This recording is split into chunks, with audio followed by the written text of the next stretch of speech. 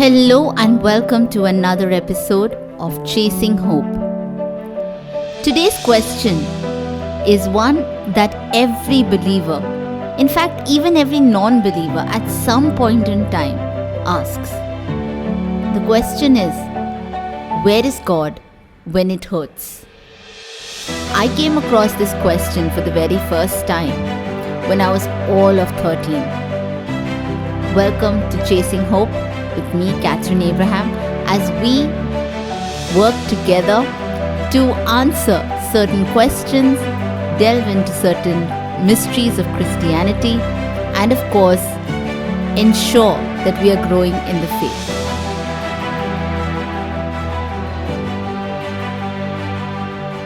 So yes, where is God when it hurts? The very first time, as I said, I was all of 13 when I asked this question. Young and frail, vulnerable in many ways. I was the subject of gross academic discrimination. And you may wonder why. The answer was simple. I was considered better than a lot of other students. My mother put in a lot of time and hard work, making sure I was always acing my examinations. And in a country where essentially exams happen to be the sole parameter of judging a child's intelligence, I happened to be slightly ahead of the rest. And this never worked in my favor. But I still pulled along.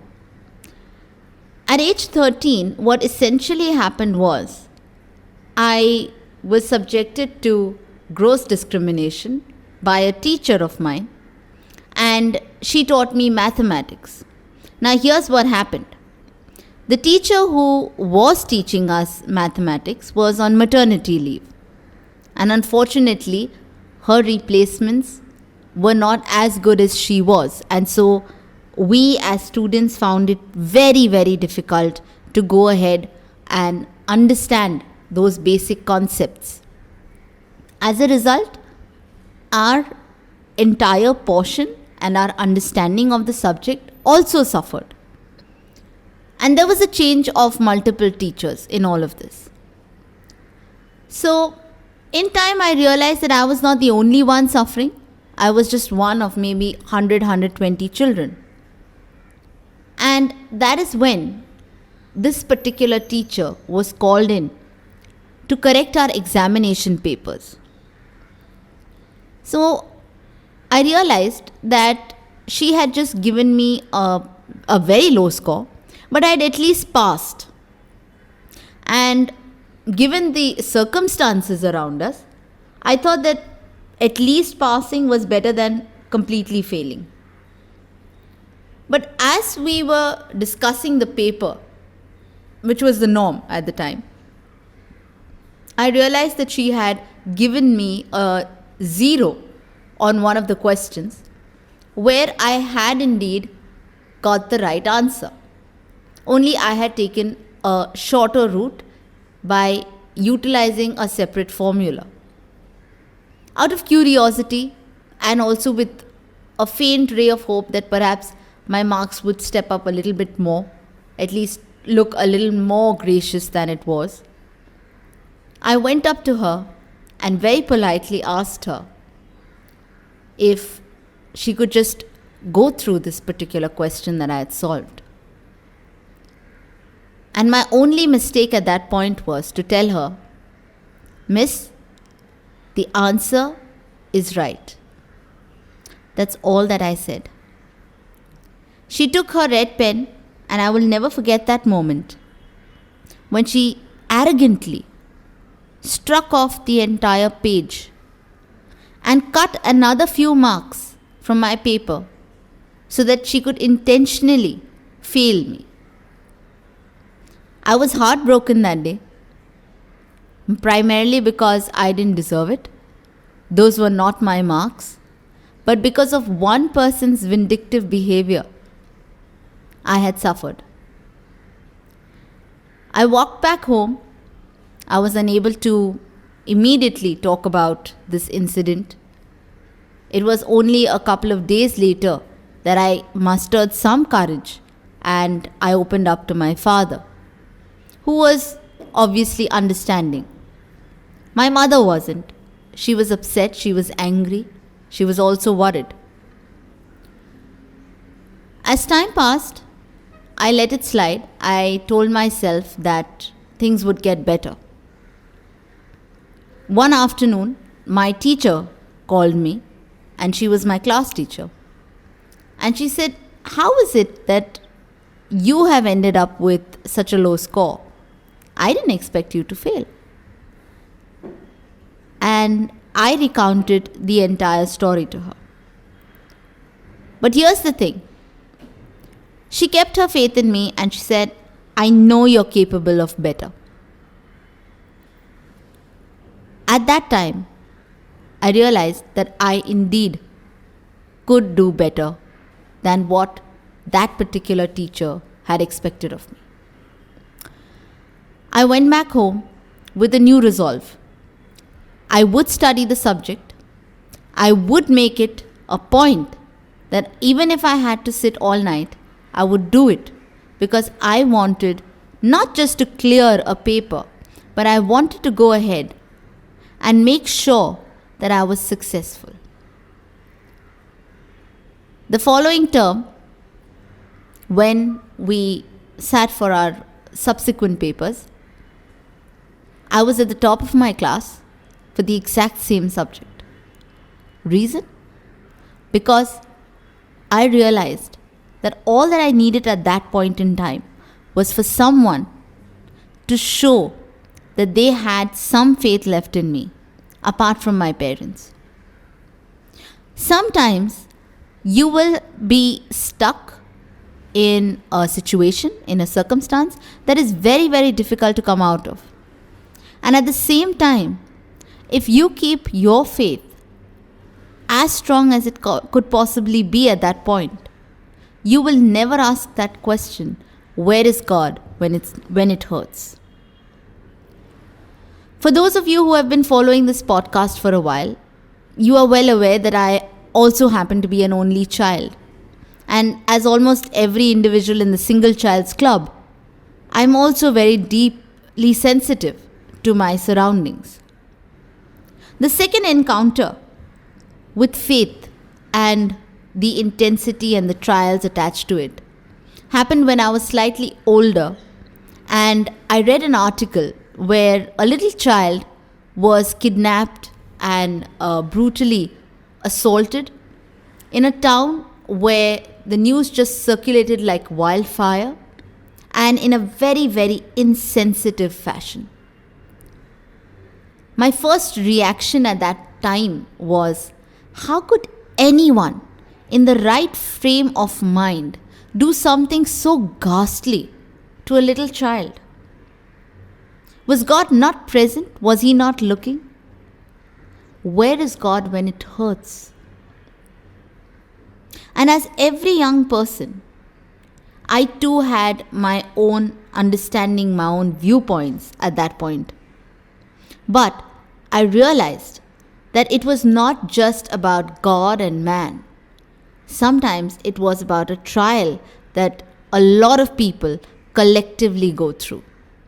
For this was a collective trial, to be subjected to viewing those visuals on the television screens where the child was completely soaked in blood. No one would want to go through that pain. But that said, are these instances enough to question faith and to question God?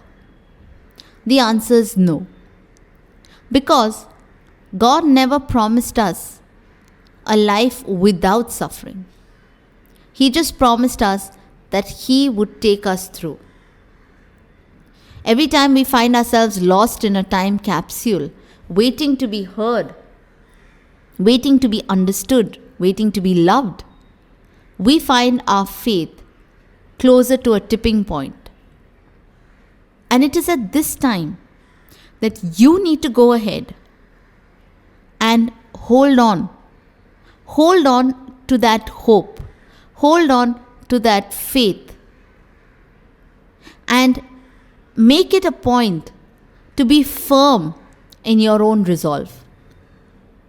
For a believer, while we may, for the most part, resort to more direct ways of communication, and I know, for I have fought and wrestled with God on multiple occasions this year, especially when I lost my mother, I realize it's not an easy task to just believe. I can call myself a believer, and then I can go ahead and do exactly what a non-believer would. And I'm not wrong. I'm a victim of my circumstance.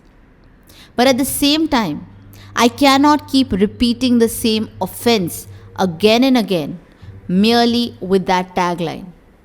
I need to hold myself back. I need to put those checks and balances in place so that when the time comes, I am able to hold on to my faith. In the summer of 2019, my mother was on a ventilator. A bright, vivacious lady. I have never seen her sit in one place for more than 15 minutes. She was constantly on the move, despite being a chronic asthmatic. Now, in a short span of 24 hours, we saw her suddenly ebbing into a dark abyss. None of us had seen it coming, and nothing could have prepared me for that night.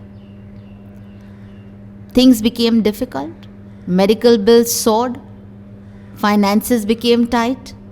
Most of the family gave up on her. And the one thing I can tell you is, at the end of the day, it's not the money that counts, but it's the number of people who share your hope that count. And I realized that at this long hour, it was a lonely hour, and I was a lone ranger who had chosen the long walk home. One by one, things started to fall in place. I cut off all those voices, all of those voices that told me things would go downhill. I chose not to share anything expressly until I was asked. Yes, up till then, I can completely say that I was very prompt. I was sharing information as it came in. And then I said, no, I won't. So I realized that when I cut off from people, they started messaging me. And their first question was, why is she still on the ventilator? With a pre-existing COPD condition and a medical condition that really did not allow at that point in time for rapid healing, I didn't have an answer for them. But what I did have was my faith, and I held on to it. So when the doctors met me and told me that I shouldn't lose hope, that's the only voice that mattered to me. And so I made sure that in the middle of all of my trials, I was still praying, still asking God for help, sometimes even fighting with Him. But I know He knows my pain.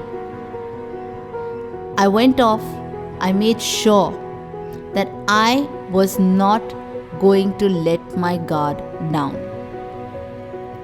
Lo and behold, a full 40 days later, I had my mother back home.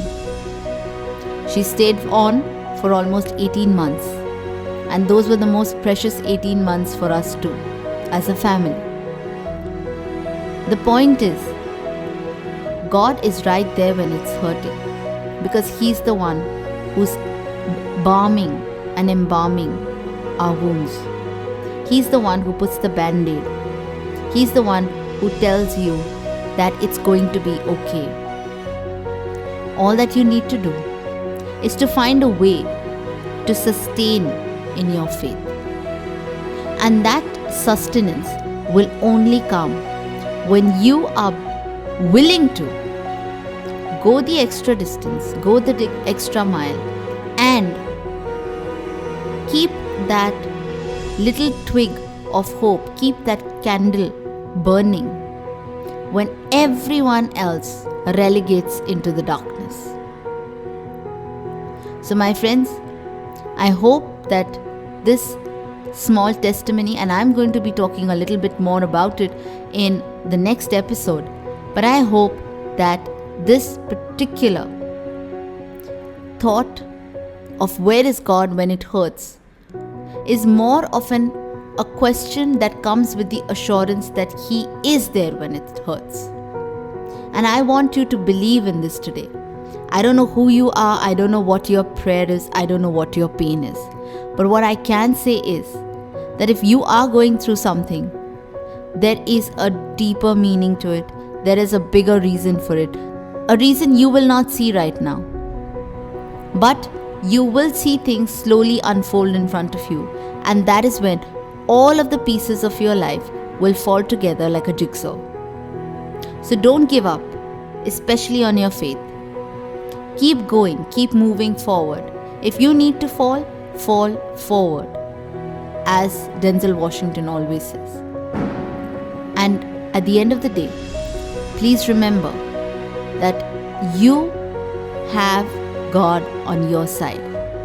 You just have to believe Him, you just have to trust Him, and you just have to hand over all of your problems in His hand and say, God, you gave me the problem, now you make sure I go through. If God has brought you through it, He will take you through it. Thanks for tuning in to this episode of Chasing Hope. I hope you've enjoyed it, and I look forward eagerly to listening to your comments, your suggestions. Of course, please send me a mail if you have a prayer request, if you want any specific query answered with regards to the Bible, with regards to Christianity, with regards to your faith. We will make sure that one of our Bible experts gets back to you with a comprehensive answer.